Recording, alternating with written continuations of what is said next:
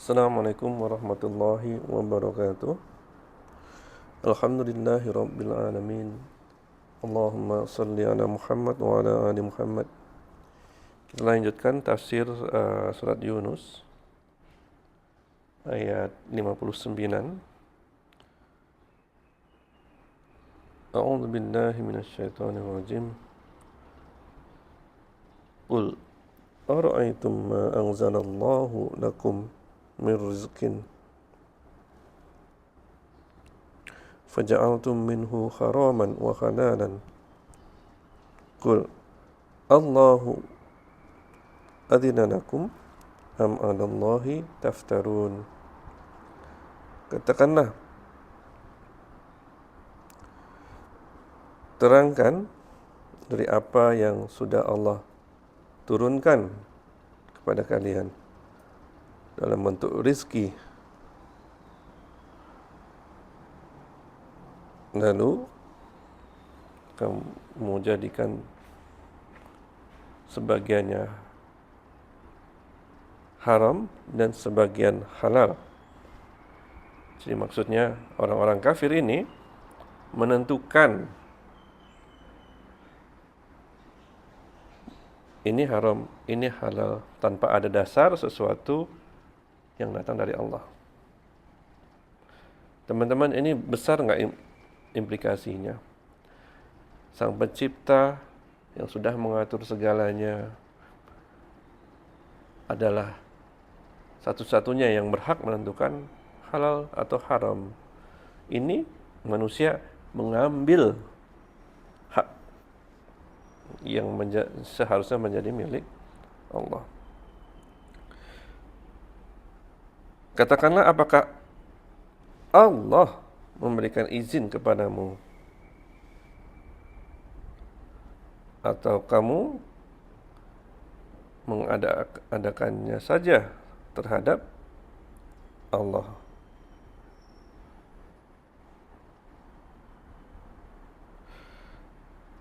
Jadi sebelumnya kita membahas mengenai kenabian seorang nabi dipilih oleh Allah dengan hak prerogatif Allah. Nah, begitu juga dengan syariat, hukum-hukum yang Allah turunkan, tidak ada yang berhak mengubah-ubahnya selain daripada Allah. Nah, kita akan menggarisbawahi tentang haram, halal, makanan yang sudah ditentukan halal, dan haram yang mereka rubah. Jadi untuk memperjelasnya, kita mesti baca beberapa ayat sebelumnya. Ayat dalam Al-Quran. Pertama kita masuk ke surat Al-Ma'idah, surat ke-5, ayat 103.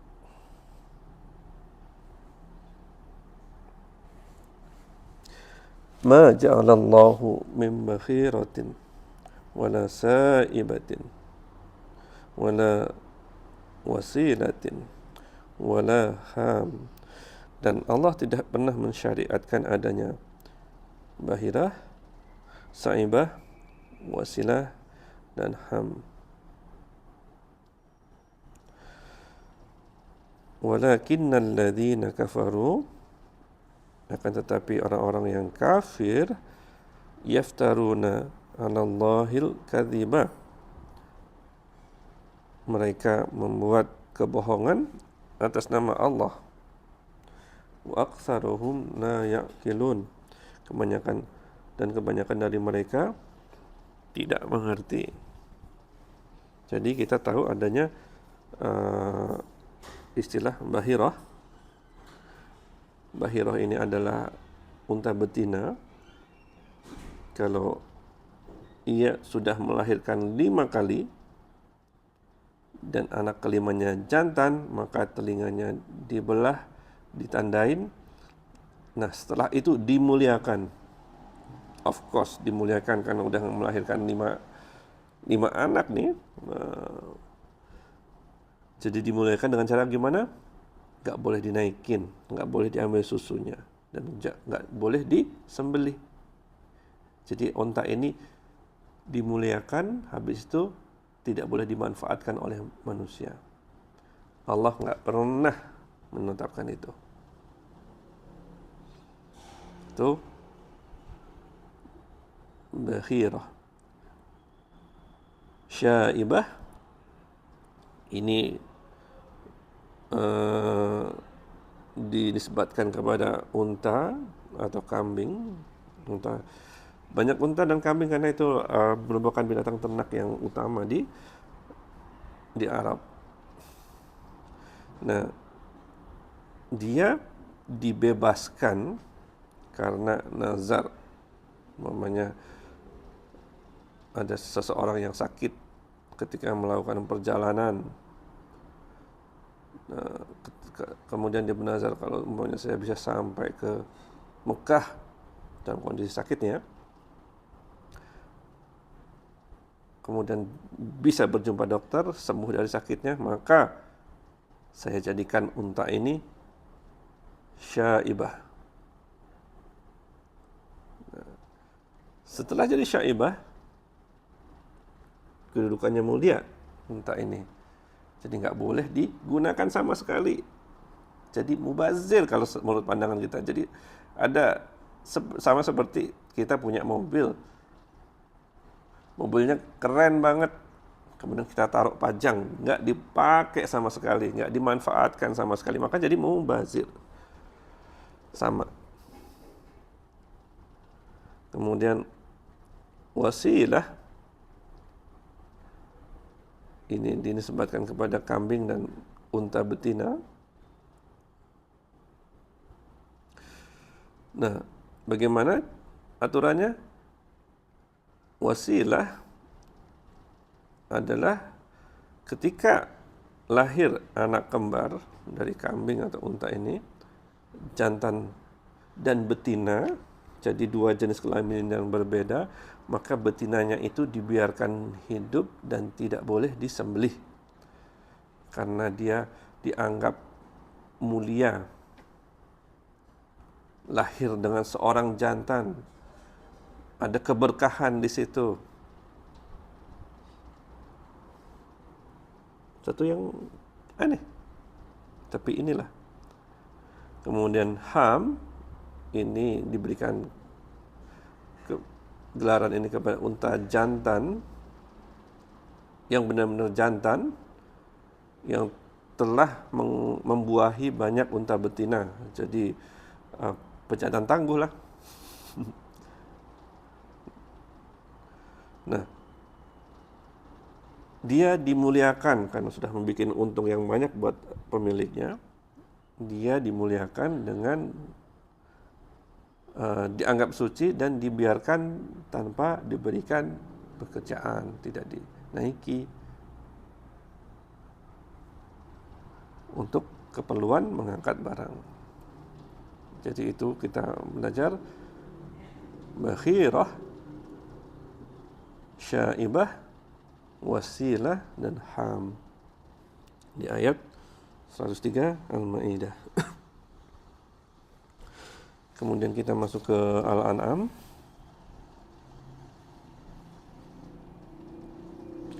Al-An'am adalah surat ke-6 ayat, kita coba masuk ke 138.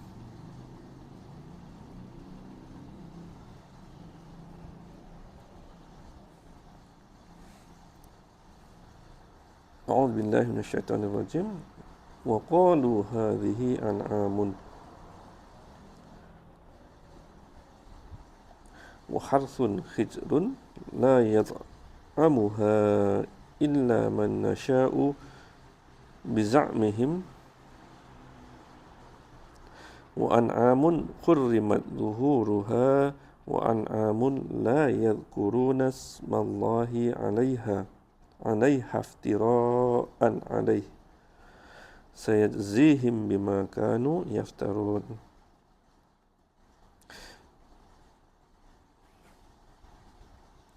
Dan mereka mengatakan hadhihi an'amun, ini adalah binatang ternak, wa harsun, dan tanaman, yang dilarang, tidak boleh memakannya kecuali orang yang kami kehendaki menurut anggapan mereka. Anggapan aja. Dan binatang ternak yang diharamkan untuk dikasih beban atau ditunggangi. Dan ada juga binatang ternak yang mereka disembelih tanpa menyebut nama Allah atasnya.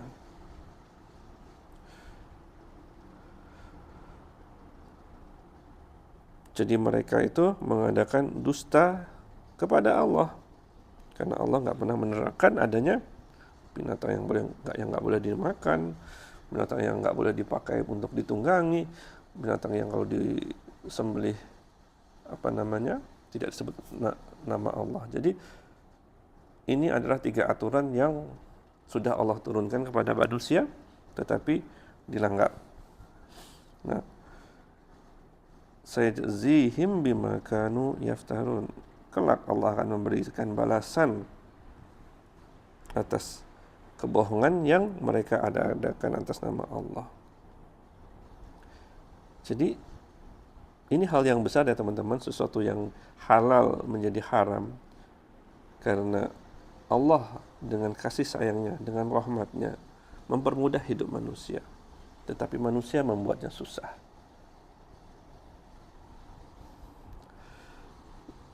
Lanjut, kita masuk ke Al-An'am 143.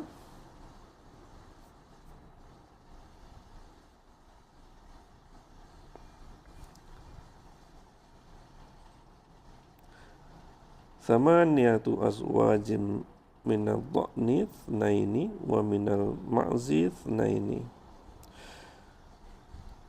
Qul adh-dhakaraini harrama amil unthayaini amma istamanat alaihi arhamul unthayain.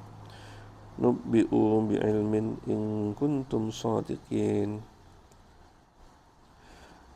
8 binatang yang berpasangan, sepasang domba, sepasang dari kambing.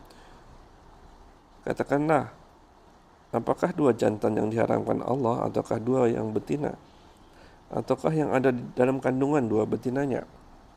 Terangkan kepadaku dengan berdasar pengetahuan jika kamu orang-orang yang benar. Jadi ada binatang-binatang seperti yang dimaksudkan oleh ayat ini, Al-Maidah 143, ada jantan yang diharamkan, kemudian betina yang diharamkan, kemudian ada yang dalam kandungan, di dalam rahim binatang ternak betinanya itu diharamkan. Tujuannya mungkin bagus ya, memuliakan karena sudah punya jasa, tetapi Allah sangat marah, sangat murka dengan hal itu.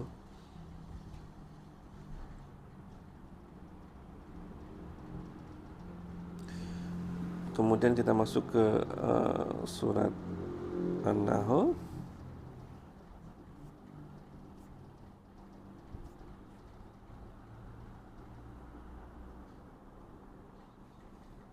Surat Lebah ni, ayat 116.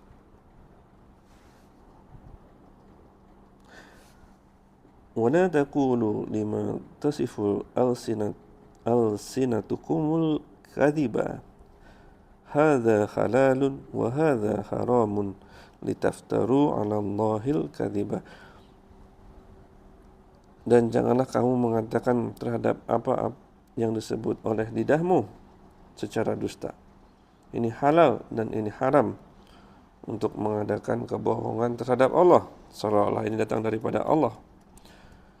Innal ladzina yaftaruna 'ala Allahil kadhiba la yuflihun. Sungguhnya orang yang mengada-adakan kebohongan terhadap Allah, nggak beruntung.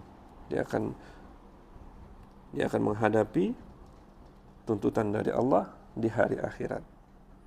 Nah, dari sini kita akan masuk kembali ke surat Yunus tadi.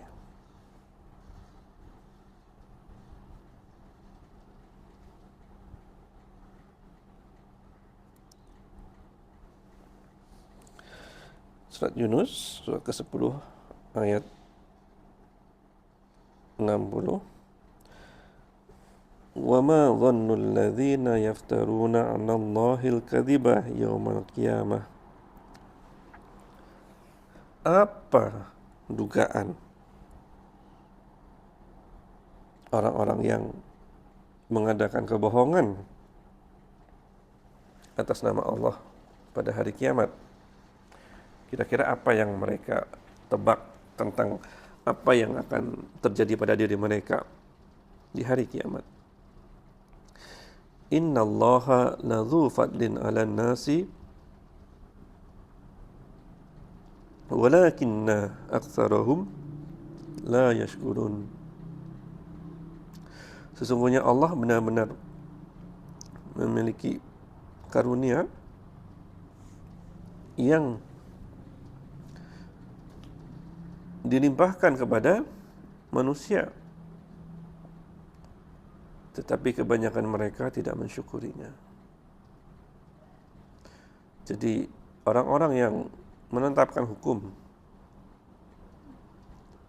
dengan mengatakan ini datang daripada Allah, menyalahi halal haram yang sudah Allah tentukan,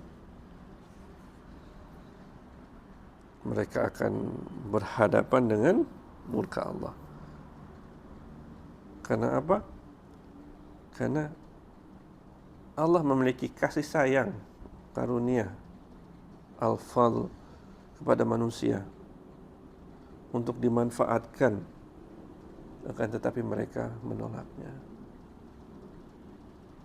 Mereka tidak mensyukurinya. Mereka haramkan. Jadi inilah yang terjadi, teman-teman. Kita sudah membahas tentang surat Yunus ayat 58 dan 59 dan 60. Itu dulu. Assalamualaikum warahmatullahi wabarakatuh.